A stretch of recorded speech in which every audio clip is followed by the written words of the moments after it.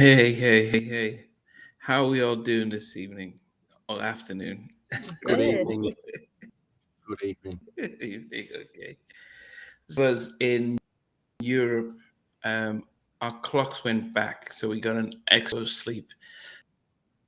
So anyone in the US and other parts of the world, you might be wondering why we're an hour late, and just the timings for this week. But by next week, we should all be on the same sort of time difference.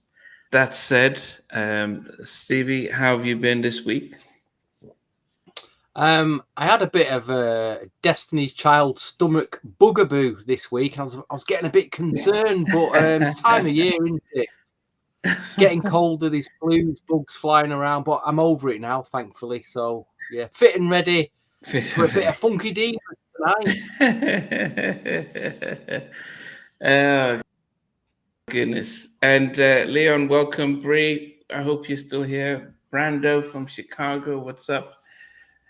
Lorena, what about you? How have you been? What's happening this week for you? Oh, I'm good. I've been listening to this album, getting prepared for today, and getting ready for the work week, of course. But yeah, excited to be here. Okay. I can barely remember how the week has been, but I think it's been good. I think the only news that came out was they had the return of Versus, um, No Limit versus Cash Money, but I didn't realize it came and went. So I don't know if the days of lockdown when it ended, I think times have moved on so quickly. Did any of you catch it? Maybe I'm just the only one. Has it No, only I been watched it. all right? So has been Okay. Okay. How was it? Uh, it was it was good, but I did miss the time before COVID when it was just on like Instagram and it was kind of Yeah, not yeah. so professionally done. Because with this now, they really do have a time limit, so I felt like they could have, you know, sang more songs. And also too, I wish that Lil Wayne wasn't missing. He wasn't there, so they played Uh, his song, but he was not there to sing. So that was kind of disappointing. well, it tells a lot about relationships and things like that. Bree says Cash Money lost, but it was fun. Based on people's opinion, who won? It's just based on people's opinion. They didn't really vote, but people in the chat, well, I watched it on Instagram Live, so people on the chat were putting in their own votes of who they thought won. But I thought No Limit was more cohesive. They were like still a team, so I Okay. think they did really good. Okay. Joseph, thanks for reminding me. New edition, Boys to Men, Tony Braxton. What did you make of that announcement? I was stunned. What did you guys make of that? Stunned. Okay. But it's an interesting concept, and I don't know if it'll work or not. But apparently, they're all on stage at the same time. So how are they going to make that work? They're going to perform on stage at the same time. So I think Brandy and Monica were doing something I don't know similar where it's no headliner. I think SWV with Escape did something where they, maybe as one is singing a song, the others are sitting down, and then they get back up, almost like a verses. And I do wonder if it's a way of saying, okay, we've just had two other shows, let's do something different. The headliners, we may flip each other's songs. New Edition might sing "End of the Road," for instance. Tony Braxton might join in "Sweet Day." I I just assume they may try and do stuff like that just to be slightly different. And yeah, maybe each other's background singers as well. Um, I mean, what are your thoughts, Lorena?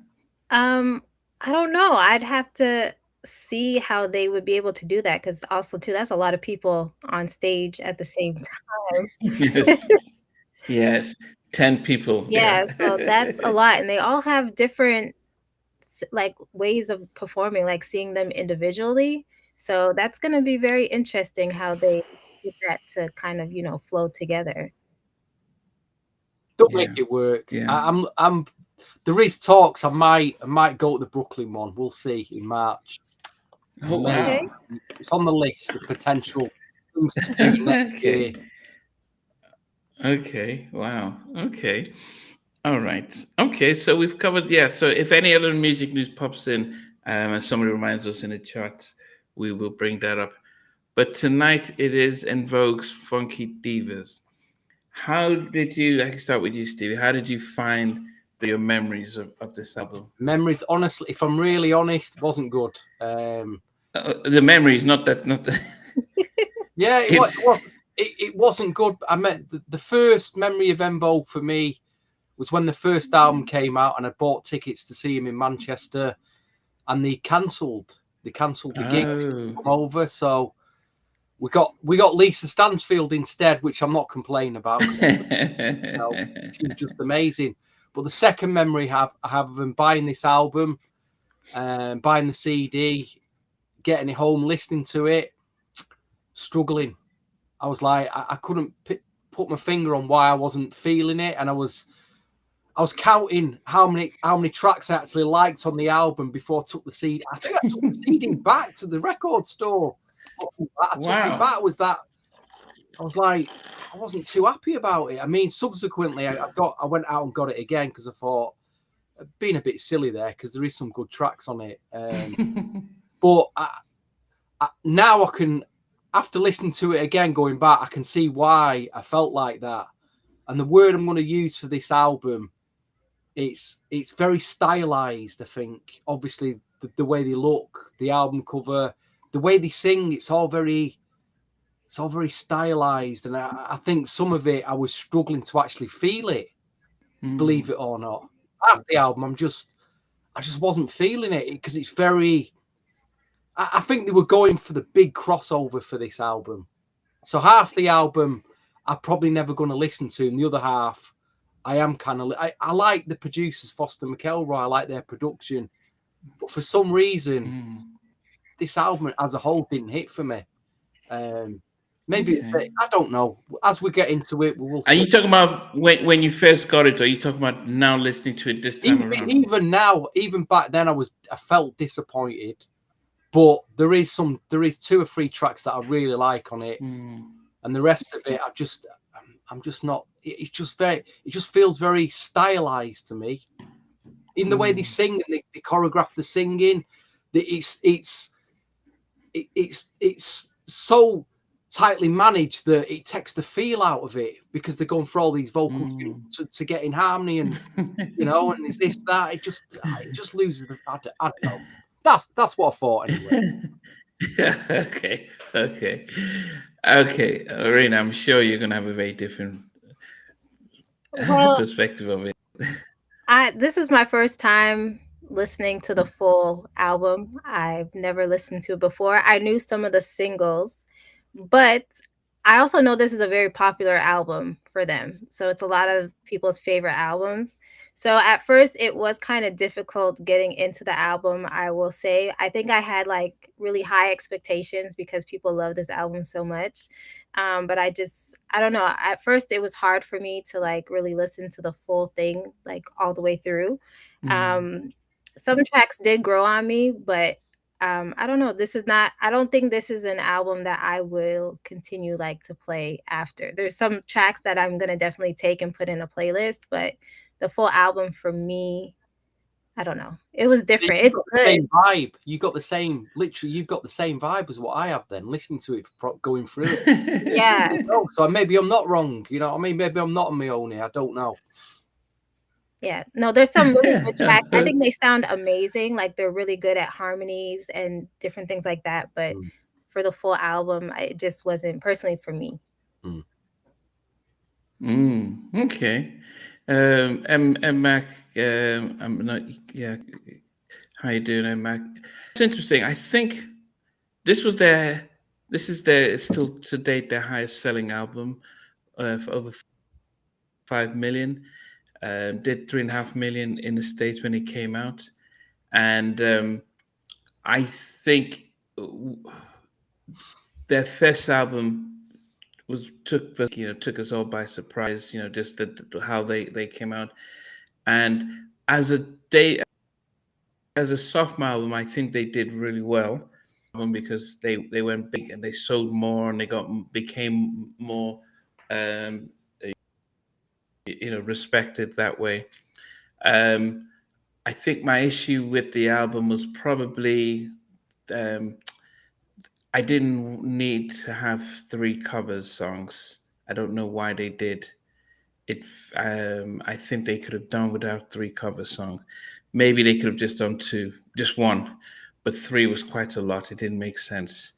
But yes, and I don't know if they had, um, a sort of, a structure. In some ways, some of the songs sounds like, okay, they knew what they were doing, and then in some ways, it's almost like, well, let's just get this song. You guys can sing. Let's just get you to sing. So, um, so I think it's some songs were hit and miss, but no, I don't think I had fully listened to this album as much as I did their Born to Sing. I can listen to that a lot more, and I do listen to that a lot more. So this was an album from them, but I do appreciate some of the songs there. Yes, okay. To choose one cover song to stay on the album, which one? Goodness, did you guys? They had three cover songs. They had Yesterday.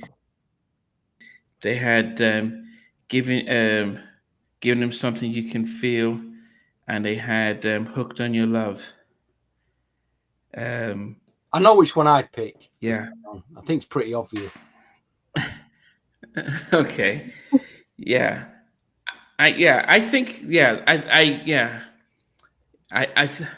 I know. I don't want to go. I think by the time we start this, yeah, we'll know by you by chat. probably see. We'll know by which one we pick the highest. It's pretty obvious. Yeah.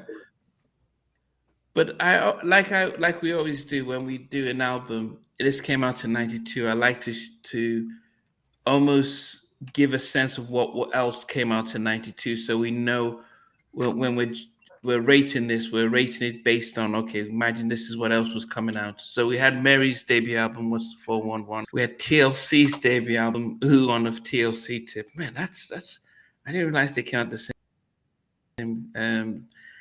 Prince Love Symbols album, but Prince was releasing an album every week, so it doesn't make much sense. High Five, Keep It Going. Sade's Love Duets, which Deluxe, which had oh goodness, I can't remember the name of the song. The one that she was a mermaid, but in the video. We had J to the Max. We had the Boomerang soundtrack. We had the Bodyguard soundtrack. We had the World's Greatest Dad, Brian McKnight's debut album, WV, It's About Time. Wow, that's SWV, and they all came out at the same time. We had Shy, If I Ever Fall in Love. We had the Bobby album, and it just seems to you had Shantae Moore's Precious album, Silk, Lose Control, Portraits that came out, finally by CeCe Peniston, Stevie's Erotica album by Madonna, Mariah's Unplug album, and let me see if there's any more. I'll Be Sure's Sexy Verses, which didn't get a.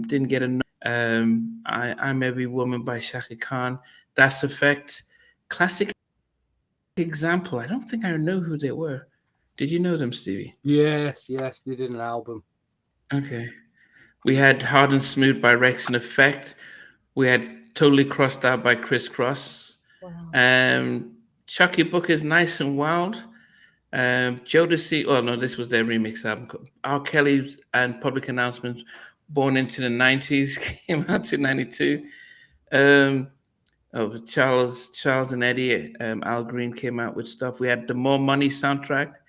Was that the one with Kind Damn You? It had Best Things in Life for Free, I think. Femme Fatale by Nikki Howard. In IMX, On Your Worst Behavior. So this is just a few albums that came out in '92, and you just think that with so much competition. It's the reason I like to do that is that it gives you flavors how much stuff. So we had SWV and Mary doing that sort of street stuff, and then TLC with their so talking to different markets, and then I think En Vogue had to almost go a little bit higher to not almost like a pop rock, almost like showing that they're more mature, so that there was a difference between them and SWV and TLC. But that was 1992. Did the I'm just thinking they retained the 4 members, didn't they, from the first album? It was still Dawn. I'm just looking. This cassette tape actually, it's got 2 bonus tracks on it that are not on the CD and the vinyl. It's got and they actually opened the album. So Runaway Love and What a Man with Salt and Pepper start this cassette tape, which is interesting anyway. But what year was that? What year was that? What year did that come out? Because those 2 songs came out in the 1993. This tape. Yeah, so it was 93. That they had oh goodness, they had the En Vogue. They had a little maxi single. Yeah, they had an EP. Well, so the album come out in 92. They had an EP, yeah. 92, didn't it? And then obviously the EP, and then maybe it was a re-release then. Maybe. Yeah, Runaway Love. That and that was. Let me see. I'm just quickly looking. I love that track, Runaway Love. But it that came out in 93. But why it wasn't on the album? I don't know what the whole situation was. That when did Dawn leave the group? So she left them, after what's the name of that movie? The movie with Jaden and Set It Off. Set It Off. So they sang the lead. I'm blank. They sang the lead song. What's it? Don't Let Go. Yeah. So, and that Sylvia Rohn was saying to the producers, "Hey, don't put Dawn as lead because she's not going to be in the group anymore." Because Dawn kept pushing for her own solo album because Terry already had one, and so she wanted one, and she kept pressing the fact that look, when we're not getting enough money, and the producers are taking most of the money, but Terry was dating one of those. It was like yeah, no, you're causing too much trouble. And so after just before they were releasing EV3, she had recorded most of the vocals, but she was kicked out, or she left the group, or we don't know the full story. And that album didn't do well. I think it's aesthetically we're used to the 4 of them and personality. So when Dawn left and it was just the 3, it really hit them, especially after she was heavily on the lead single and on the group and on the album. It just bombed. Is that because maybe they waited too long to release? If they released an album in 92, they should be really 94, 95. That's when they should have been dropping another album. Not by 96, 97, I guess. Maybe a bit too long, but yeah, I don't know. So you know what happened was, I think Babies. They all, some of them went to Babies, but then also Terry was doing her called Sudden Bell.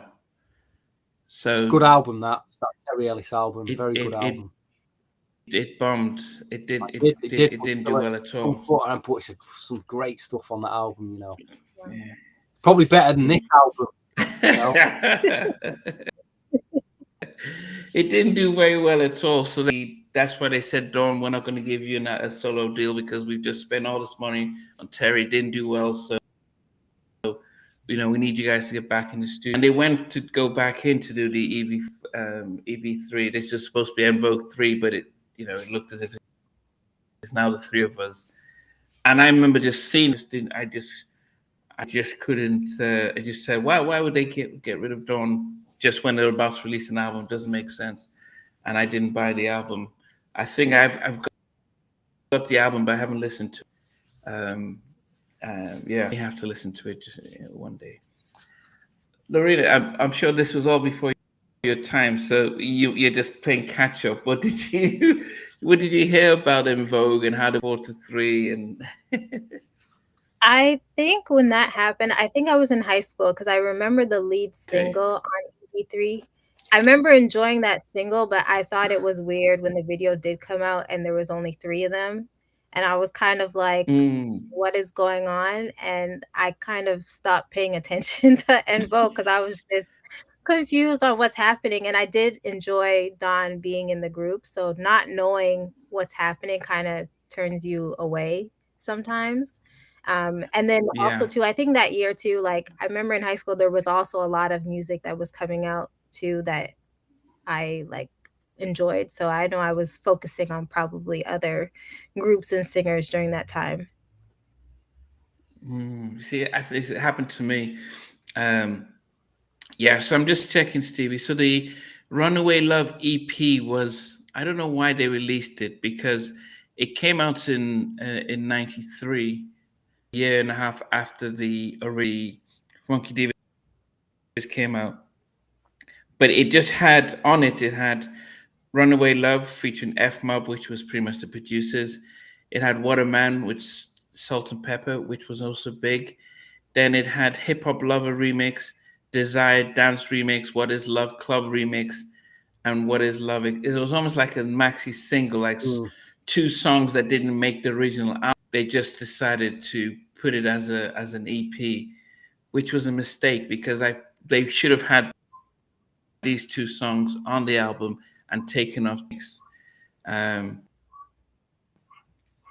but then I don't. Miss Savignon, welcome as well. G, Miley, welcome. Jez Miley says, "Who Oh, do you think is Jez. the stronger?" Yeah, he says, "Who do you think's the stronger vocalist between Dawn or Terry?" Ooh, that's a controversial question. Oh, okay, Lorena, what do you think? That's a good question, but I want to hear now Terry's solo album because Mm. I didn't hear that. Um, that's a good question. For now, I'm gonna say Dawn. For now. Yeah. I mean, we said more I'm Dawn. gonna lead towards Terry because I think obviously all the issues with the group were leaning towards Dawn, and obviously the right decision was made to let her free, set her free as it is. You know, maybe that was the right decision. I mean, I'm not going to be biased because I've got Dawn's number, but I would Well, that's not taking say that anything away from Dawn as a singer because she's a very good singer. Mhm. no, Can't I dispute think that. I Very good think singer. she On was Lucy their Crew, she was amazing. You know, yeah, I think she was their strongest. I think she was their strongest. Producers preferred her to sing some of those bigger songs. Their biggest track to date was "Don't Let Go," and had Dawn all over it. But to be honest, though, they all came different, and that's why I really loved them because their voices were all different, but they all could have blended together. And I think I don't know any female R&B groups that came out during my '90s time that I would say could hang with them or I give mean, the yeah. I mean, producers, Foster McElroy, they struck gold with these girls. They absolutely struck. To find 4 girls who looked amazing, sing like that was just not easy. I mean, we are, as you know, Lorraine, we are saturated at the moment with pretty, what I would say, very pretty female singers, but a lot of them are so average. So average, you know. To find some that the voices actually stand out on a really good level is very difficult now. Yep. Very difficult. yeah. Anyway, okay, we can go into the album, and as I said, no one would disagree that when Dawn left, um, the group or on the label thought they could power on without her. That was it didn't help the album at all. But um, Yes. So anyway, I was just disappointed. I'm disappointed, but anyway, let us go. So Stevie, what makes you number 12? It's one of the cover versions. Is it the Beatles? This Yesterday? Yes. Yeah, just I was yawning listening to this. I was, getting my sleeping bag out for this one. I'm afraid just didn't do anything for me whatsoever. Yes, it just kind of plods along, and then I know it's changed the lyrics to include a girl in it, but not for me. Not for me. It starts at number 12 in my chart. Okay. What did you think? Which version of Yesterday, and Vogue or to Men? I can't remember Boyz II Men's version. I can't remember the Beatles. I can't remember the Beatles version, to be quite honest. Rita, what about you? Which version did you prefer out of the Boyz II Men and Vogue? Okay, good, because I don't think I've heard the Beatles Yeah, yesterday. I know that's point. really bad since they're such a classic group, so I'm sorry. But out of the two, I really like En Vogue's cover of Yesterday. I really enjoy. I feel like it really shows like Cindy's vocals like really, really well on that song and the harmonies. I really enjoy it. Okay. Yeah. I actually think I think I like the production and I did like them, but it was interesting that it like Boyz II Men, so that they're the male and female counterparts, and I think if you ever do a versus, you get the original members of Boyz II Men and original members of En Vogue to go vocal battling. Yes, but Lorraine, what is your number 12? What came last on your list? Okay, I always get nervous when I start with my number 12, which it's gonna be Hip Hop Lover. I'm Wow. sorry. I did not connect to that song at all. I like got what they were trying to do, but it didn't work with me at all.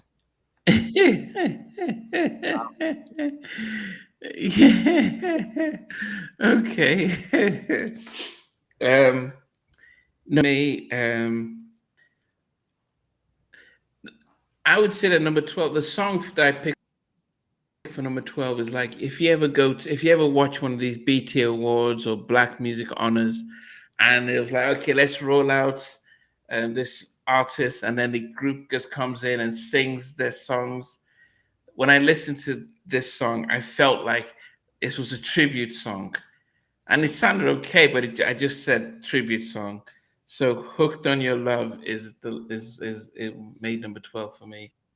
Like, why they didn't need to do this? I mean, the album was great, and I just like, yeah, it felt like a tribute song, and I was like, man, come on, why these young girls didn't need to sound this early? So that was how I felt. I was upset listening to it. I was like, damn it, what are these guys doing? So that came in at number 12 for me. Yes, Stevie. Okay, When I was listening to this, I think I thought of Frankenstein's monster. That's what it reminds me of. It's the guy put Frankenstein together. He's got a piece of this, he's got a piece of that, he's got a bit of this to create this monster. You listen to this track and it says, "Come on, baby, relight my fire," which is completely taken off Dan Hartman, the disco classic. You've got this piano-led funk that I can't remember. It's a huge funk track that they're replaying there. I can't remember what it was though. And I think vocally, this is the weakest track on the album. The vocals again, I thought it kind of got lost in the production. But again, it's a track that didn't do anything for me. The vibe's kind of nice. It rolls along, but Desire makes my number 11. Wow. Yeah. Wow. It's like Frankenstein's monster. So many different things taken from other elements in it that just didn't do much for me in the end, I'm afraid. Wow, okay. Rita, what about you? So for me, for number 11, it's gonna be "Hooked on Your Love." I only like the chorus. That's the only part of the song that I really enjoyed, so that's why it went up to number 11. But yeah, it's the fact that maybe they could have like not remade and Mm. put on the album. So yeah, that's my number 11. And to imagine that and what a man to put in "Hooked on Your Love." I almost felt like they needed a 12 song quote. Let's record this. Yeah. Okay. Yeah. Number 11. Number 11 for me is no matter how many times I listen, it's still one of the songs probably my least favorite in Vogue song ever. Um, and I don't know if it's the production. I think it's maybe the production. I just was never a fan of the production. It's a big song for them, but for me, it was I don't like listening to, and it is "Free Your Mind."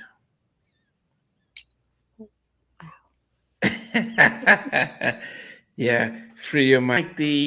Like and I like that little harmony part, but it just was like I just didn't expect it from them. I don't, I like rock music and I like all of, but it just didn't fit for me with them. Now, Elevate them became more mainstream, and more like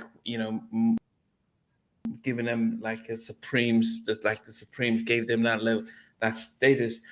But I just didn't like the rock production and the guitar, and it was just a surprise for me. So yeah, I know it shocked people because it was a big song for them, but yeah, I just don't like hearing it. Max says time to go. Bree said I thought I was the only one in there.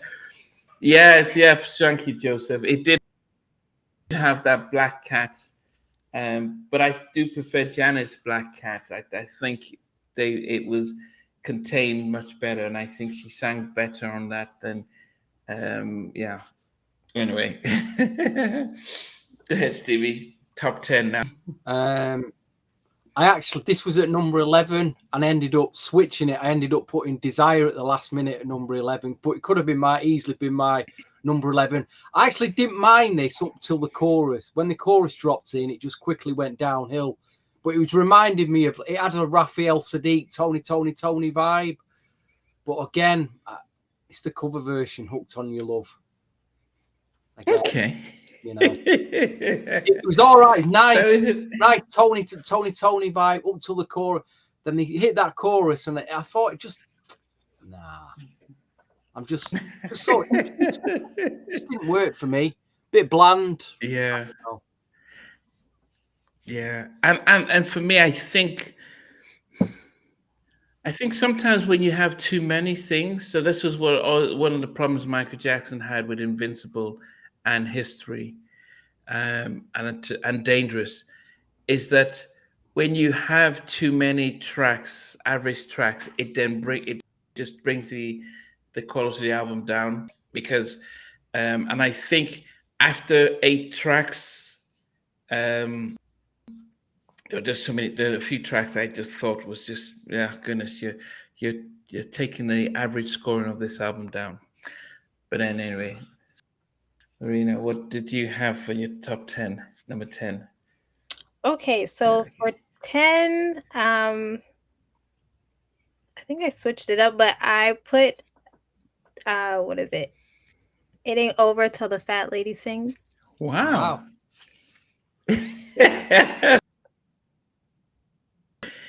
I don't know. I just feel like some of the up tempo, I don't know, it just sounds, you guys don't hate me, it just sounds a bit dated. I don't know. It's not something that I would go back and listen to all the time. So yeah, I put that at 10. I can understand. I mean, at the time, I really liked that, but on listening to it now, I'm struggling with the rapping. Really struggling. Is that a man or a woman? I really liked it at the time. I liked the production. It was very funky. But the rapping is just like, sorry, dear. Is that a man or a woman rapping?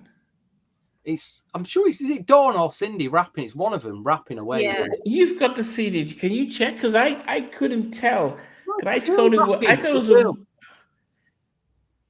If you yeah, I couldn't because I thought it was one of the members because I know Dawn does rap when she did the I think she did Money Love's version of See, Lies when they were Oh yeah. on Arsenio Hall, and Yes, then I saw she's that. rapping. But I didn't know if she was the one rapping on this one. So that's I couldn't be sure because I didn't have the CD just to see if they mentioned the rap. Bree says Dawn, but yeah, just wait to see if Stevie finds it and stuff. But while he's doing that, I had another cover at number 10, and as much as the reimagination of this, I think I had what Boys to Men did, and I just said, yeah, and that was yesterday. So that made number 10. It was better than the Boys to Men one, but I think I just didn't know why they needed it, and I felt upset. Yeah. So that's that. That gave it number 10. Did you find it, Steve? no, it doesn't say. It just says say. who wrote it, but it doesn't actually say who does the rap. But it is a female. I thought it was Cindy or Dawn. I thought it was one of them two, but it probably is Dawn. Probably thinking about, yeah, it does sound like Dawn. Really does. Let me I actually, there's a lot of rap now, like a lot of rap that I can't listen to now. A lot of new, like styles of rap, whether it's trap or what's that UK? I just can't listen to now. Oh, drill, yeah. You know, it's like nursery rhyming, isn't it? It's just like kids nursery rhyming. But I'm saying that when I go back and listen to some 90s rap, it's just as bad. You know what I mean? It's just as cheesy. You know what I mean? Listen to Vanilla Ice rap back then. Bit cheesy, you know what I mean? MC Hammer rapping back then, was it? You kind of rolled along with it. But you were it's probably because there were so many good rappers around like then. You know, in the early 90s. There was, you know, your Cool Keiths and your Eric, you know, Rick Hims and your Chuck D's and you know, there was a lot of really solid rap, but yeah. Anyway, what was your number? What was it? Number 10. Number 9, Namdi. Oh. Yeah, no, my number 10 was yesterday. All right, okay. Yeah, my number 10 was yesterday. I wonder if she hopefully she'll see this before the end of the show.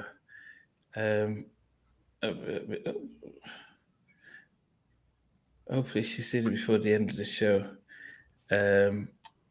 But anyway, I'll just send her a message just to ask her. Okay, let's go. So what's your number 9? Number 9, it could have been DJ All Day said Stone. But that's okay. good. So number 9, it could have been number 12 for me back then because I really didn't like this record back then. But out of respect for it is an amazing video. It is a really, really, you know, it's incredible. They look incredible in the video. You know, what they're saying in the song, free your mind, the rest will fall. I get what they're saying. I think it is an important song. I can understand why it was such a big pop record. But it's that rock thing, like you were saying, Namdi, just didn't. So I've respectfully put it at number 9, free your mind. Again, I'm just, it's not a record I listen to, I'll be honest. But I can understand why it's a big record. I think the video sold it. The video was incredible. You can't take that away from them. And you know, it's one of them records that they can live off. You know, they could always go out and perform that record, and fair play to them. But not one of my favourites, unfortunately. Okay, free your mind. Yeah, I mean, they did the fashion runway. It's a great video. They look amazing, and like I say, great video. Very, very very stylized. It's a very stylized image, you know, but not for me. Yeah. Okay. I'm sure you have it at number one. Go ahead. Okay, so my number 9, I put "Love Don't Love You." Wow. Wow.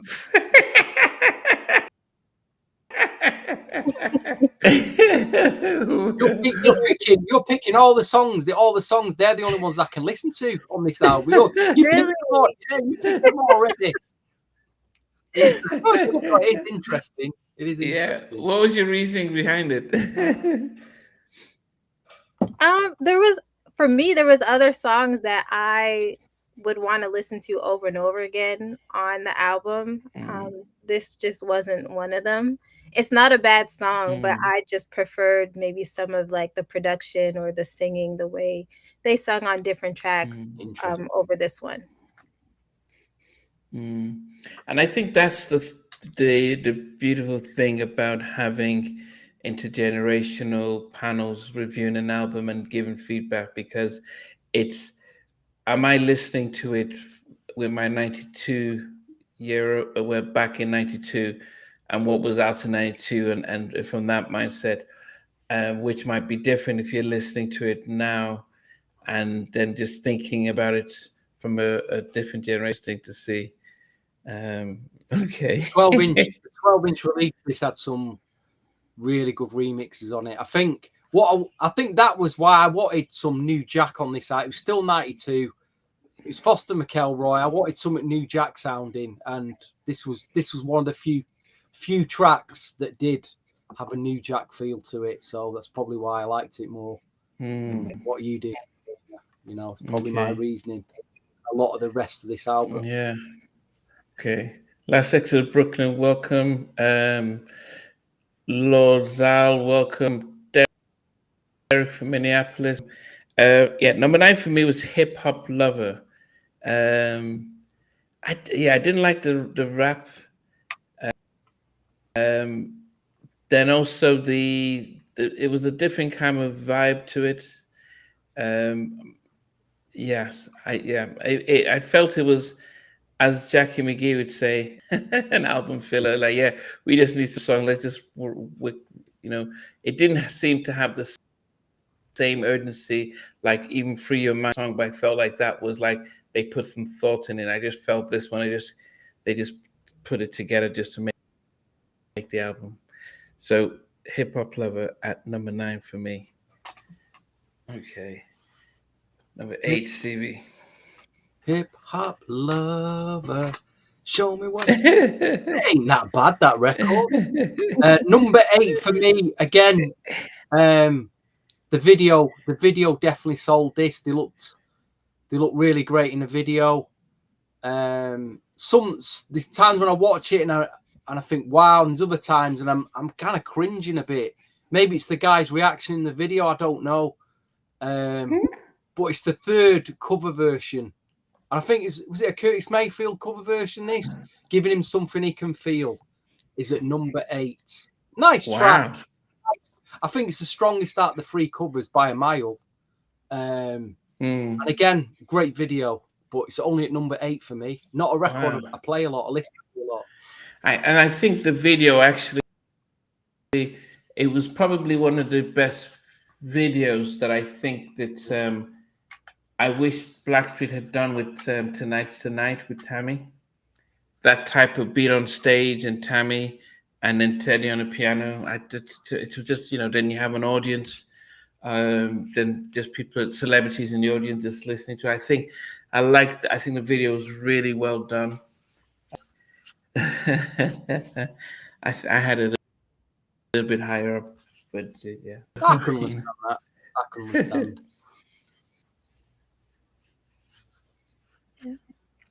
Okay, so my next one that I have on the list is Desire. I actually enjoyed that song. I found it was very different from the rest of the records on the album, but I did enjoy that song. Wow. Yeah. Did it give you Janet Jackson kind of? Desire. That's what it gave me, the kind of. Yeah, because it wasn't. It was a song that didn't showcase their vocals, Mhm. but it was more on the production and how they sound. And it was more heavily produced and different. Okay, I had a little bit higher up. Um, I think for me, number 8, which I'm surprised no one has had it, was now I would say that the track grows on me. I didn't like of it how it starts off, but then as it kicks in, I appreciate it. But I didn't understand why they put the song on the album, and that's "What Is Love."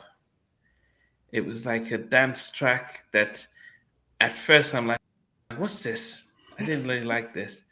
Okay, yes, Madonna. It's like, yeah, so I think more Madonna, yeah. That's for Desire. But yeah, so what is love? So the after the first 30 seconds or so, I get into it and I can still hear it in my head. And at the same time we had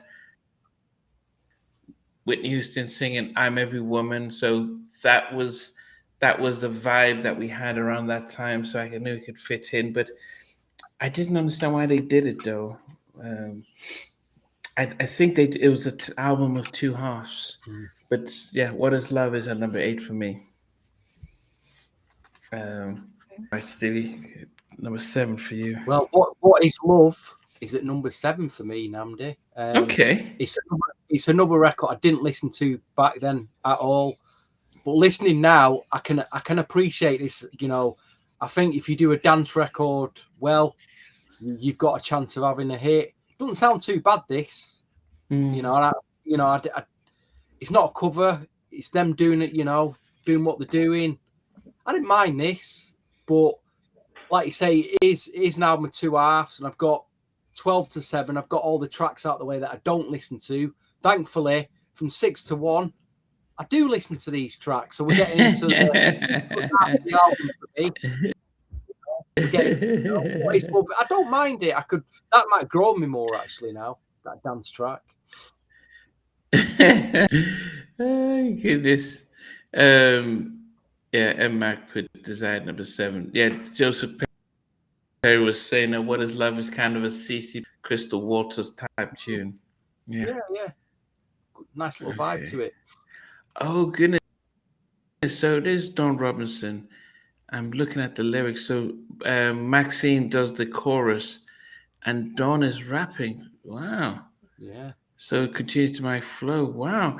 I was like, wow, I didn't realize she could do that. Much respect. Wow, that's okay. But what's So for number 7, I'm gonna have to agree with Stevie. I put "What Is Love." I think this is, like he said, a track that will grow on me, and it also reminds me of like Mariah Carey's later albums. She always put like one dance track near the end of the album. So it reminded me of that too. So I did enjoy the track, even though it is different. It's a dance track, like someone said, like CC Peniston. I thought it was still well done. Yeah, and I wonder if they are they were trying to show their diversity and stuff. But yeah, okay. Number 7 for me is Desire. Okay, like MX. So you guys we've all put it in there. It was always a nice little track, different type of vibe to it. But yeah, number 7 for me. Number 7 to me. Yeah, it's funny because I stopped the album. Why is it that high up for you?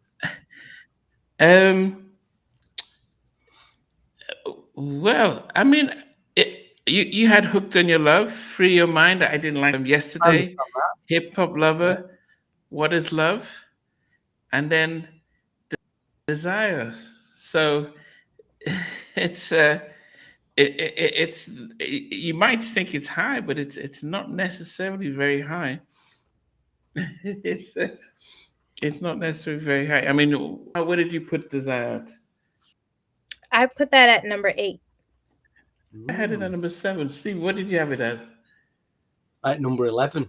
Okay. Actually, I did number 10. I did number 10 at first. I moved it back to number 11 just because I think, like you say, there's all these different things Okay. going on. I just think vocally it just didn't really hit me at all. Maybe I Yeah. need to take. Maybe I need a few more listens. I don't know. Yeah. No, I think it wasn't. I mean, in Vogue had a style, and they had their harmonies that you'd like. They'll always add in, just like we're boys. And I can't imagine if Boys to Men did this type of track, it just wouldn't fit their vocals and stuff. And so reliant on it would be over reliant on the production and not their vocals. Yeah. But anyway, okay. Where are we at now? So I had Desire at number 7. Stevie, what did you get for your number 6? This was originally in my top 5. I think it was, at first it was going to be number 2 or 3. But when I listened to it again, because I just remember playing this so much back then and enjoying it, but the rapping, listening to the rapping, I just thought, no, it just sounds so cheesy now. Sorry, Dawn, I'm sorry. But I love the production, the funkiness of it. I do like the chorus. What do I like? No, in fact, no, I don't even like the chorus anymore. It's just turn around this track for me. I think it's the production that I like, but the rapping and the chorus, it all just sounds a bit cheesy now. But for the fact that I played it a lot back then, I've moved it to number 6. So I've started at the top of the 6 tracks that I like a lot. So it's gone to number 6. I was a bit disappointed to put it in number 6. Well, I wanted to put it a lot higher up, but I'll be honest about how it made me feel when I listened to it. But it is a funky. And that's which one? It is a really funky record. Which track is that? It Ain't Over Till the Fat Lady Sings. Wow. Yeah. But this is one of the reasons why I kept the album back then. Well, then again, if you ask, if you say En Vogue, talk about En Vogue to people, you go, oh yeah, do you remember that track they did called Desire? They'll go, what? Oh, Yesterday, they'll go, what? They just won't remember them song, or even, I suppose. Wow. M-Mac put give him something he can feel at number 6. Just like, wow. Respectful number 6, isn't it? It's a nice number 6. Respectful number 6. Rita, what did you have for your number 6? For number 6, I put Yesterday. I really do. It went that high up.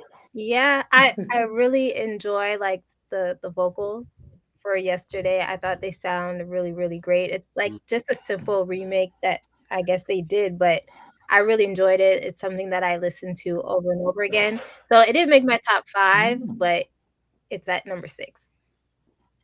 Okay. Wow. Okay. Goodness. Number 6 to me is I think I just looked at the credits and the guy in this, I'm not sure, it says Chucky Booker. And I like the message behind it. And it opens the album, This Is Your Life. I liked how it opened. I liked the whole message behind it. But I have 5 other songs that I think I preferred much better. But it was a little bit higher up. But after a while, I had to reshuffle it. So This Is Your Life, the opening track of the album at number 6. Yes. Wow. It takes a long time to get going, that record, doesn't it? Yeah, that's what. Yeah, because it is worth it, I'm just looking at the credits. It doesn't mention anything about Chucky Booker on my. Oh, it does. Dialogues. It says Chucky Booker. Yeah, so I know that was supposed to be. So maybe that's him in the beginning of This Is Your Life, when he was like, "Come on, you're late." Wow. Yeah. Well, number 5, I've got, again, some days I listen to this and I really like it, and other days I'm not so fussed about it. I like the drum loop, the hip-hop drum loop, but I've actually got Hip Hop Lover hot lover. Don't I've you got it number 5. It's made its way to number 5. no. Yeah. Hot lover, give me what you got. Yeah. It's made my top 5 amazingly. Wow. Yeah. Yeah, that's where did I put it? Number 9. Okay. What did you get? Okay, so my number 5, I put Giving Him Something He Can Feel.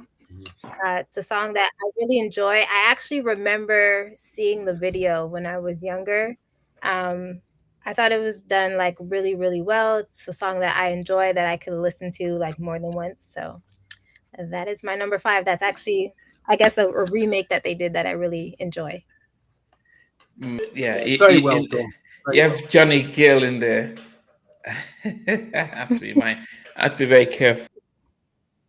Yes, but Johnny Gill's in the. I always remember. So, last time I was wondering, looking out for other celebrities in the audience, but I thought it was definitely a beautiful video, and I think they marketed the ladies as classy in that video. That was the thing that I thought in Vogue is when you see the other groups that came out, hip hop, soul, and bag. I don't know if there was any other female group, R&B group, that came out dressing classy as in Vogue.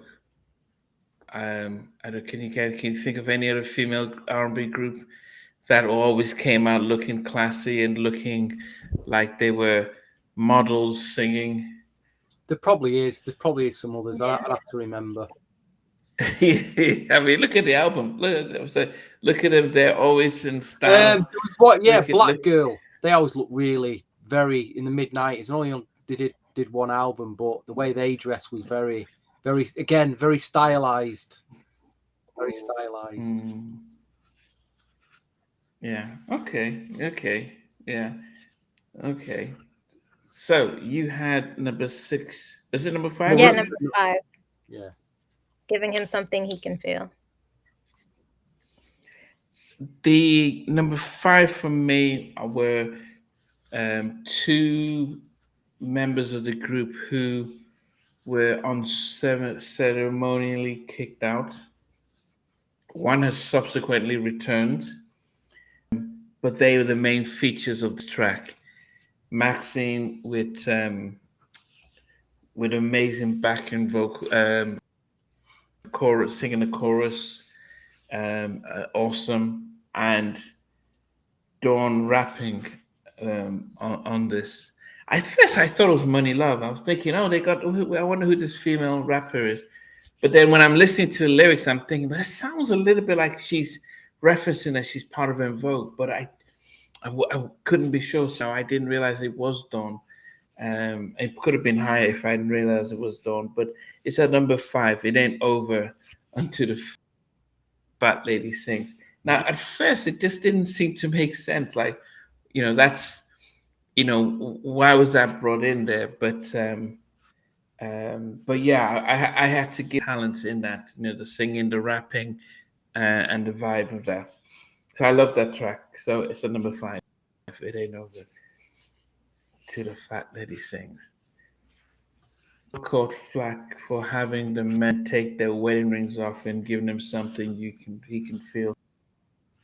Video. But I won't think that would be it would be the directors that would have said so. They could. They wouldn't have said, okay, we're going to be singing on stage. It would be great if the guys took off their ring. It would have been the director. But I think it's telling us these guys, instead of going to a strip bar, are going to a cabaret, a classic cabaret, stuff like that. That's what I got from it. But the video will always etch in my memory of how the guys responded to how they were singing. All right, Stevie, number 4 for you. Oh, excuse me. Bless you. This actually does sound. It does sound like a cover version, but it's not. It's one of the singles. Give It Up, Turn It Loose. Oh, surprisingly made to number 4 for me. Sounding good now. This actually sounds really good. I didn't appreciate it too much back then. I did buy the single with all the remixes on, but I think this is sounding really good now. Okay. Give it up, turn it loose. Well, it sounds like a cover version, doesn't it? That title. Yeah. Sounds like it's funk record, but it sounds really good now. This was Elder Barge in the video. I don't think I remember seeing him. He could have been there, but I don't think I remember seeing him. Lorena, what did you have for number 5? No, number 5, number 4. Number 4. What? So number 4, I had the opening track, "This Is Your Life." I thought it was like a really good song. I love the message in the song. So yeah, this turned out to be one of my favorites on the track. I've never heard that song before, so this was like my first time getting into this track, and I really enjoyed it. Yes. You say you never heard it before? No. Like I think I'm more familiar with like some of the singles that they had, but for like the album cuts, I've never heard of it before. So this was like my first time really getting into this album, and that's like one of the tracks that I was like really like into. Oh, which song? I've just lost it. Which track was that? "This Is Your Life." Oh yes. Okay. The message. "This is your life." Yeah. And it was a good opening one as well. Yeah. We need to be quick before Nelson comes. And it's who's that? Nelson. So that's Chucky Booker. That's Chucky Booker acting as Nelson, the road manager, telling him to get ready. It's time to go. Okay.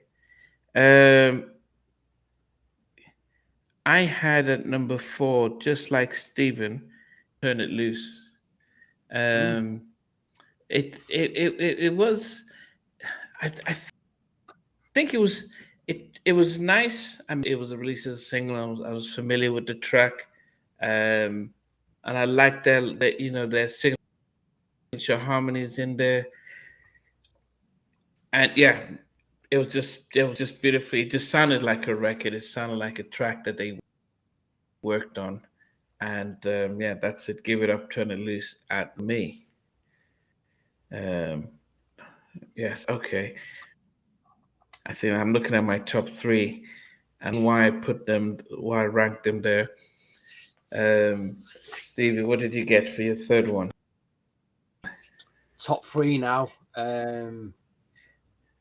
It's the opener, the opener of the album. Like I say, it does take a while for it to kick in, and you know what this could do with someone could. I was actually considering chopping that start off, so it starts where the beat kicks in. But "This Is Your Life" again, great upbeat. This had a New Jack feel to it, funky track again. I thought it was a really, like say, such a strong opener, and it has made my number 3, and I'm very happy for it to be there. I mean, it's not a killer song. The song's it's a strong song. I think it's a really good way to an open album.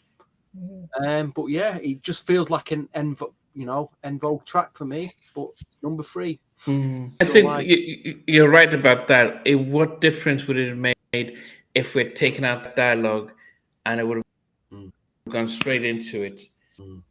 I think sometimes that was the weakness because you wait. Emma put "Never Gonna Get It" at number 3. Goodness. Wow.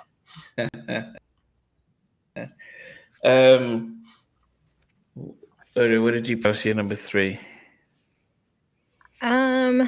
Number 3, I have "Give It Up, Turn It Loose." That's another song I was not familiar with that I really enjoyed from En Vogue. So for me, like I felt like this album, they tried different sounds and different things were going on that I wasn't, I guess, maybe used to with En Vogue. But I thought this track gave like, I guess, an En Vogue, more like an En Vogue signature sound, and I really enjoyed this track. So it made it in my top 3. Yes. Did you see the video? No, I've never seen the video. I didn't know there was a video for the song. Oh yeah. It was their first track. Yes. Hopeful said her car battery died, so she had to wait for the That's a AAA. shame, innit? Let's hope she didn't break down on the freeway or wherever it is. Stranded on the freeway with your battery dead. Nothing worse on the motorway, as we call it over here. Have you ever broke down on the motorway, Nandi? No. Yes. When I was in Alabama, going to Montgomery, it wasn't my car, and we had to walk back to the university. Oh wow. And that was half a day. Yes, I think that I went to university. I went to a historic black college in Selma, and we were going into something in Montgomery. Halfway through, this car broke down, and then we were like, "Okay, Martin Luther King marched from Selma to Montgomery, so it shouldn't be an issue." We didn't realize they did it over 4 days, so we just assumed it was that one day. So we were walking back, and I think we were walking back from 3 o'clock. It was about 10 at night that we just got tired. We were sitting on a bridge, and then one guy who was going to Selma stopped and says, "Are you guys okay?" And I said, "No, we know a car." And he says, "Can I try? I'll give you a lift back into Selma." And yeah, he did. But that experience always doesn't matter how bad it is, that you'll always get home eventually. Because anytime I'm in a major situation, I remember, you know what, I walked for miles, had no idea how I was going to get home, but somebody gave us a lift. So it's that, yeah. If it happened, it happened anytime. But that was my story. Yeah, as I said, and I needed to learn my history a lot more, because I did not know that they did not march from Selma to Montgomery in one day. If I had known it was 4 days, we would have had to do something different. But anyway, Wow. That said, number 3 for me is I think this was my second best production on the album. Love Don't Love You. Killer track. And then the production and when they're singing, oh goodness. I thought this was when I was like, okay, these guys can produce. They really brought something in there. It was really really like that. I think the other two just edged it to me, but yeah, one of my top 3 favorites. Yeah, was number 3. Love Don't Love You. Somebody had I think Mac put at number 11 or so. It's a surprise for me. Yes. Well, Lorraine had it quite high as well. Yeah. I had it pretty high. Oh, you put it, not high, low. Oh, well, low. Sorry. I had it, I think, at number 9. Yeah. Wow. Yeah. You didn't like the production, or? Yeah, I don't know. It's one of the songs that I would just often forget about on the album. I didn't connect. Okay. Okay. Yeah. Okay. Yes. Now, okay. Top 2 is Love Don't Love You for me. Really strong. Oh wow, yeah, it is number 2. Yeah, and I remember, like you say, buying the import 12-inch single with all the remixes on. I thought it was a really strong track. It's probably one of my favourites on the album. It is. Well, it's at number 2, so it's got to be one of my favourites, really, isn't it? Wasn't quite difficult to place that one. Quite easy to place that one. Wow.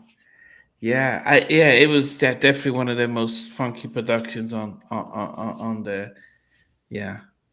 All right. What's your second highest? Wow, man, Mac had 3. Your mine at number 2. You guys think I am crazy for this one, because you guys had this very, very low on the list. But it's For Your Mind. I really like that song. Even after all these years, I think it still holds up. And I think it's a great song. It has a great message. And yeah, I do remember the video too. And I think it's still well done. So yeah, that's my number 2. I think it appeals to women more, that record, than men. Maybe, yeah. You know, I think it's probably a gay anthem as well. You know, Hey, not saying anything to you, and Mac. Who had jokes it at aside, number the two?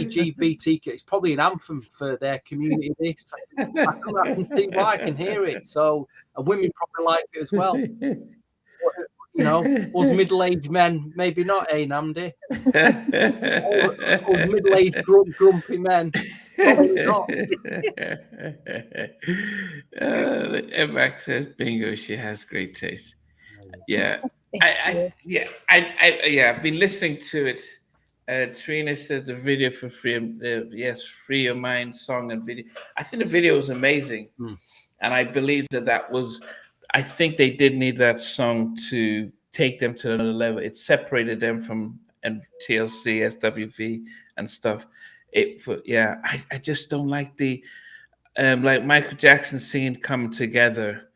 Um, I, I I don't think. I think sometimes I just didn't like the production on that, but that's just me. All right, I know it's number so two for different. I love me. that song. Oh, you did? Yeah. Yeah. Why not? Why not? You know. Well, you are Canadian. I mean, the one thing is, though, it does. Yeah, good. It does. It's a record that does. You can remember the track. I can't remember Desire at all, but I can remember Free Your Mind. Whether you like it or not, it's a record that you do remember. Mhm. Three daughters, and I have Women three empowerment. yeah, it was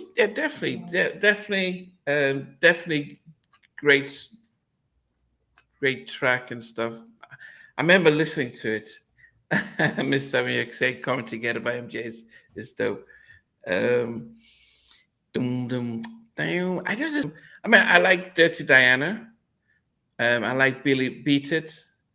But I think there's a difference with and I did, but there was something about how they get the I think it's just the R&B producers when they do use electric guitars. I don't know if they get it right.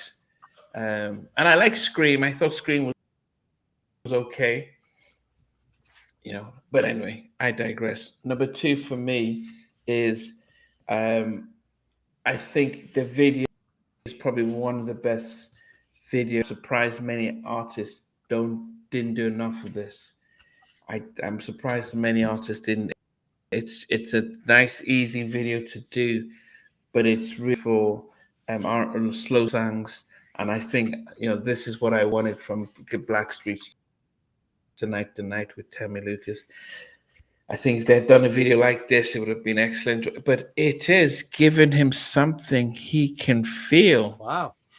I just, I always remember the video song, and I think, and let me take a look and peek here.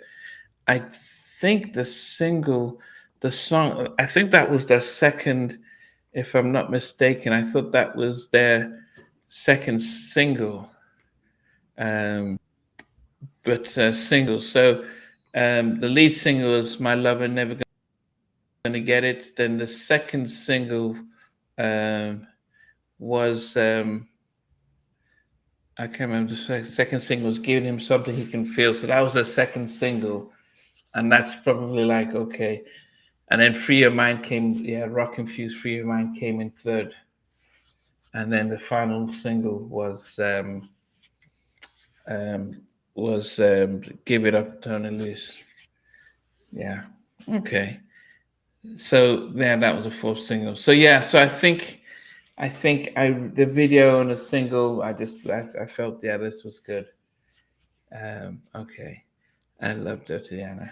All right. So before we get into number one, Stevie, are you going to go from 12 down to 1? Yeah, why not, eh?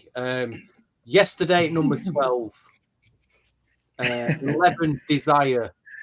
Number 10, Hooked on Your Love. Number 9, Free Your Mind. Number 8, Giving Him Something He Can Feel. Number 7, What Is Love. Number 6, It Ain't Over Till the Fat Lady Sings. Number 5, Hip Hop Lover.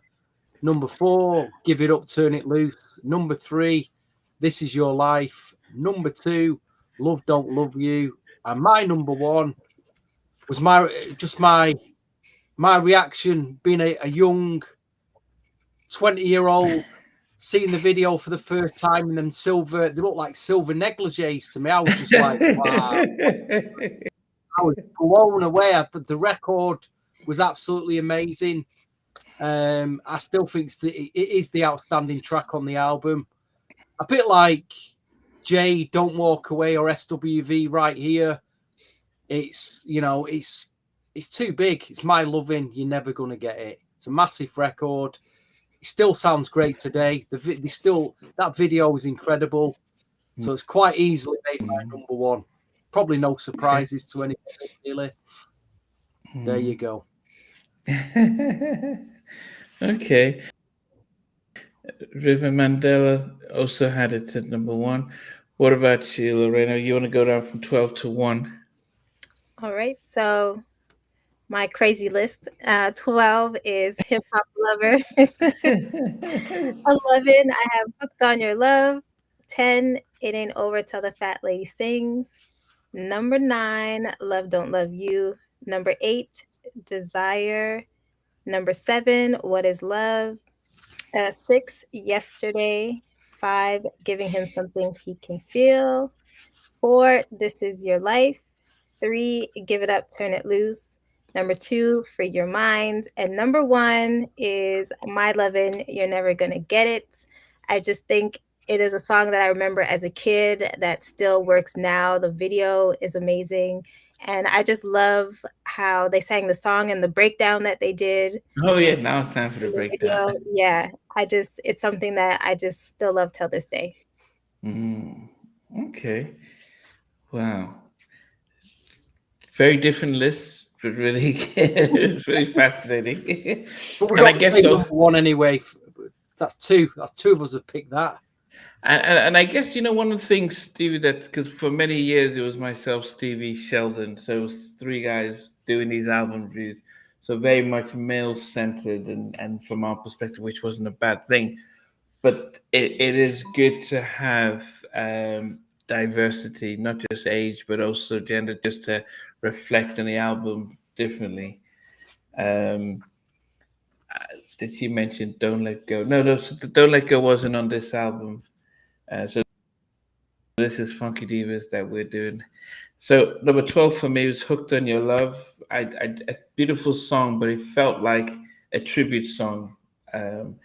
Free Your Mind was number 11. Inspiring as it was, the rock version of it just doesn't do it for me. Yesterday at number 10, I didn't understand why. Another remake. Hip Hop Lover at number 9. What Is Love at number 8. This Is Your Life. Desire at number 7. This Is Your Life at number 6. It Ain't Over Till the Fat Lady Sings at number 5.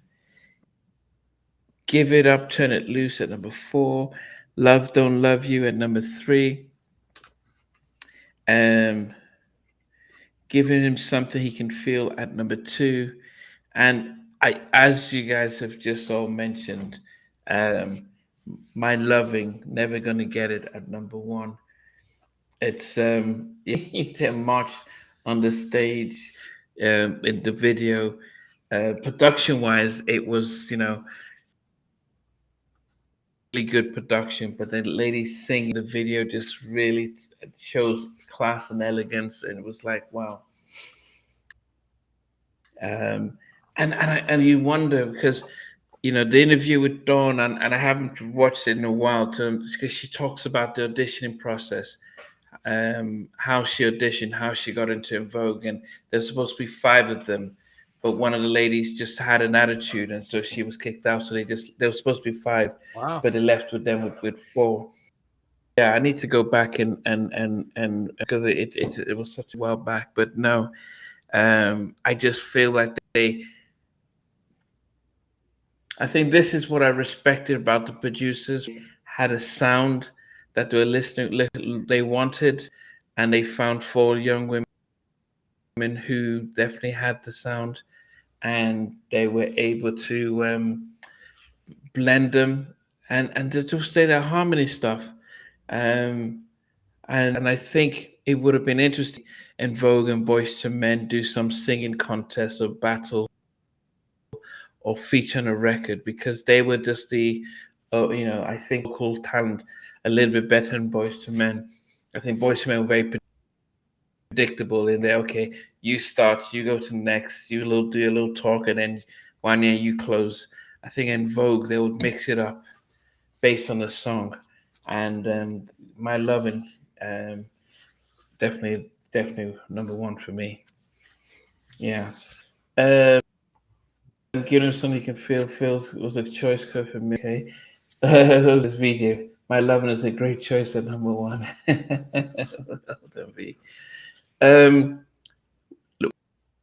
What would you guys? I mean, they had beautiful videos. They didn't make any money from the albums, which is sad. But anyway, what would you give as a rating for this, Stevie? I'm usually generous with my ratings, and like you say, going back then, I just felt. I just felt disappointed with the album back then. But with hindsight, it's a great little cover in it, and we're desperate for a group like this now. Wouldn't it be great if we had, you look at girls now, young black females, that what's coming out the mouth, the way they're dressing in America isn't good. It's not good. So we could do with a girl group that, dress like you say, bit of class, carry themselves with a bit of class, really crying out for it. With all that said, it's not an 8. It's not an 8 out of 10. It's not a 7. Am I being harsh giving it 5 out of 10? Maybe I am. So I'm going to give it a 6. I'm going to be 6. 6 out of 10. Wow. Okay, that's Stevie. That's goodness. If I had a red card, I would give it to you. Lorena, what would you give it? Well, this, like I said earlier, I didn't fully connect with this album like I thought I was going to, because everybody has such like rave reviews and it's like their favorite En Vogue album. But I found like some of the songs that I did rate kind of low. Like I felt like it was a little dated, and like even the hip hop verse, which probably back then was like a big deal because it's Dawn that's doing the rapping. So, people were probably like loving everything. But for me, I'm going to have to give it a 6.5. I feel like I'm going to have to go through their discography and listen to their other albums. I'll probably enjoy the other ones too. But yeah, this one, all the songs, I didn't really connect with them. And by the way, viewers, we actually let Lorena pick this album. Yeah. So there you go. Go for you. She picked this album. I think go on, Nandi. Go on, I think if you've listened on Born to Sing, you might then think, oh, okay, this I wish it was better. No, you guys scored it really low, really, really disappointing with that. Truth be told, I've only fully listened to this album last week. And I think I had it. I must have had it in my collection because I think, but I couldn't remember half the songs. Only the ones that had a video that I remembered, and I couldn't remember the rest. And felt that there were too many recovers, and I felt there was just one, Hip Hop Lover, and What Is Love, and Desire. So I'm not going to be as harsh as you guys. I'm going to give it a 6. Oh, then I gave it a 6. Okay. 6.5. So okay. Talking about it, not as harsh as all. Not as harsh. No, I'm giving it a nice. About Willis. He's making us look like the bad guys. Yeah. What you talking about? Well, making you look like BJ gives 5. It's not like Born to Sing to me was one of the first CDs I bought, and I can still remember buying it, and memories with me. Born to Sing, Una TLC Tip, Tony's Revival, um, Heavy Dinner Boys, Peaceful Journey, and those were the four first CDs that I bought when my dad gave me a portable CD Walkman. And so I listened to those, and then Boys to Men. I listened to them continuously for a while. So, but Born to Sing, much better debut album than this. So 6 is what I would give it. But everyone's giving it this stuff there. It's a pity that this was just only the second album that had all 4 members officially on it. Politics and egos and stuff. They were signed to the producers. Their producers signed them to their production deal, and so if the label gives $3 million to make the album, then the production company can then sign them on a standard rate contract. And because they're so busy recording songs, going on tours, they don't realize how much they're making until it was too late. And that's when Dawn stood up and was staying paid. But everyone else remembered, like, look, man, we weren't doing anything, so we've got an opportunity. Let's just keep quiet and just go with it. And sometimes you have to. David Yarding's comment, and like I was saying earlier, right from the get off, and when I was saying I struggled with it back then. I wasn't on my own. What did he say? This album is hard to listen to. It was pandering too much to crossover. Too many covers, dance and rock tracks. Great singers, but there's only really one solid track on here, which we've all picked. The rest is mid to bad. Wow, that is harsh. I thought I was being harsh, but that is harsh. On our next, shall we put a poll, Namdi, to pick the next album? Maybe pick 4 albums and let the listeners, let the viewers pick in a halftime chat poll what album we go with next. Listeners, is there any albums you want to do? Any thoughts? Last week we were talking about, we have done one Brandy album already. We're talking about Brandy, Monica, Faith Evans. Should we run a poll maybe? Put 4 albums up there and see which comes out on top? And we'll do that next time. Yeah, we can. We can find album in your head. Yeah, we can give them some options, and when we do our regular debrief, but yeah, if you put some options in a chat, if you're thinking of an album that bring up next, mint condition, put any albums. So okay, even you guys could add 1 or 2 to that debrief. Steve, what would you consider? I'm thinking, because this is not really a New Jack podcast, we're looking at R&B albums in the 90s that were out of the New Jack bracket. Maybe influenced, but not fully New Jack. That's why we mentioned what we've mentioned, really. Yeah. You don't have any ideas? Well, I've got a few. But then I'm looking at Lorraine, who's far younger than us. I'm just thinking what she's heard from the 90s. We don't want to give her an album like, who are these? I've never heard of them. We don't want to but I think that's still good, because I'm all here to learn everything about music. Okay. I have such a love for music. So even if I never heard about the group or the singer, I think that would be really cool for me to just dive in and learn about someone new. So I'm open to anything. Okay. D'Angelo there for Miss Wavion. Yeah. Someone wants Floetry. Yeah, Floetry is a good choice. Jade's second album, yeah, definitely, that was strong. Drew Hill, no, don't send me asleep with Drew Hill, please. Somebody sleeping in my bed. Oh dear, just dear me. SWB's third album, oof. That one with all the rappers on. Monica's. That was the rap album. Lucy Pearl's that Lucy Pearl album's a cracking album. I haven't listened to that for ages, but it's a great album.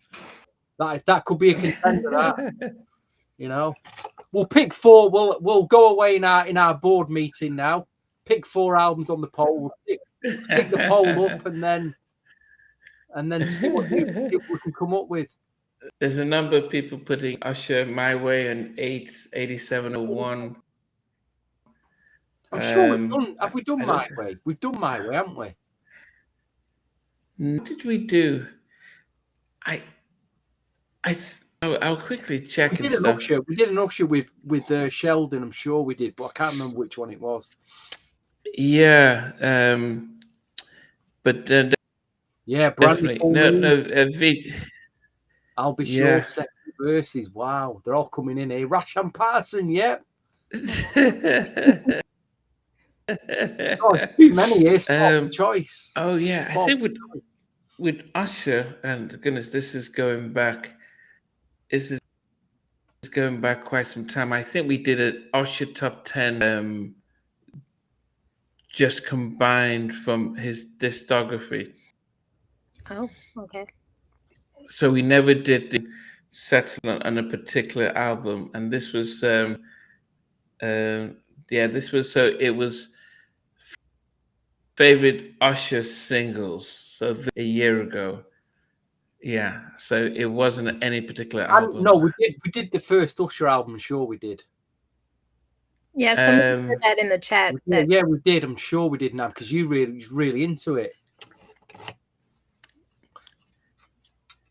I'm looking at everything that we've done. We did the top 10 Usher, singles, but not any of his albums, and that was a year ago. The favorite Dallas Austin Productions, but we will look through the. Let's try and pick something we haven't done yet. I mean, we hadn't done En Vogue until Lorena picked it, so it's good to do En Vogue. You know, let's try and get something we haven't done. We haven't done Faith. We haven't done a Monica. I think we've done one Brandy. What about Donald Jones? Yeah, Donald Jones. We've not done a Donald Jones yet. Donald Jones' first album, really good. The second album was strong. Yeah. Okay, we're getting some. We're getting some good. Anyway, let's go offline and have a chat about it. A few good men versus Faith Evans' debut album. Yeah. Okay. Room 112. Actually, 112 are going on tour right now with Total.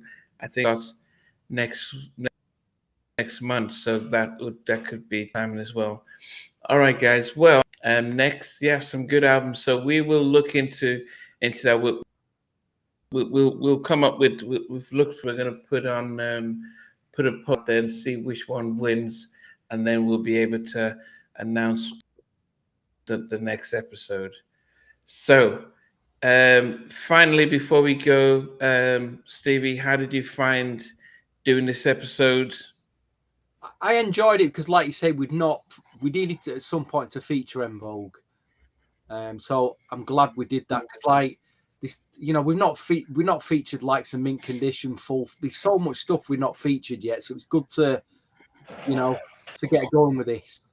And they deserve the spotlight, En Vogue. Of course they do. Yeah. 80s albums are eligible. Then Lorena, what did you make of having to do this? Especially you suggested it, but also having to deep dive in the whole album. I thought it was good because it's not an album that I listened to before, but so many people were raving about this album, so it was great to take a look. But unfortunately, I'm not one of the ones raving about the album. But the group En Vogue itself, like the original 4 members, I love them. I remember like hearing some of their songs growing up and just loving their voices. So it's a group that I feel like they deserve to get more recognition and more flowers and stuff because I feel like they're not talked about enough, and I feel like they did a lot of work in the industry, even like behind the scenes, like mentoring other groups that were coming up, and no one really talks about that. So this was cool to do. Yeah. And for me, as I said, it's a disappointment that all four members kind of, that's life. We don't all get along, and they've got 3 out of the 4 back, and they're touring, and they're still exhibiting on the stage. But it was definitely a good opportunity for us to see how you interpreted the album that we both lived through and stuff. All right, guys. So we're looking at everything that you put in the chat. We are going to accumulate, and then we're going to put a top 10 out there. So top 4, and then we'll have everyone vote on them. But for us and for now, appreciate everyone, and we will catch you at a later date, guys. Hey guys, thanks for watching. Thanks for being a part of Halftime Chat. Please remember to subscribe, share, and comment. But most importantly, why don't you become a member of Halftime Chat? We've got amazing videos, amazing perks, and being able to support the channel. But anyway, thanks for watching. Take care.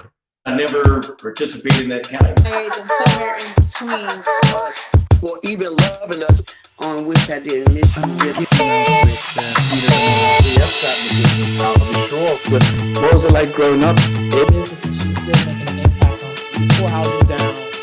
I have a couple pieces. Trying to get this one and that one. That works for you, but just for me, No. Okay. They don't understand what Jonas Boys winning all spirits. Play it.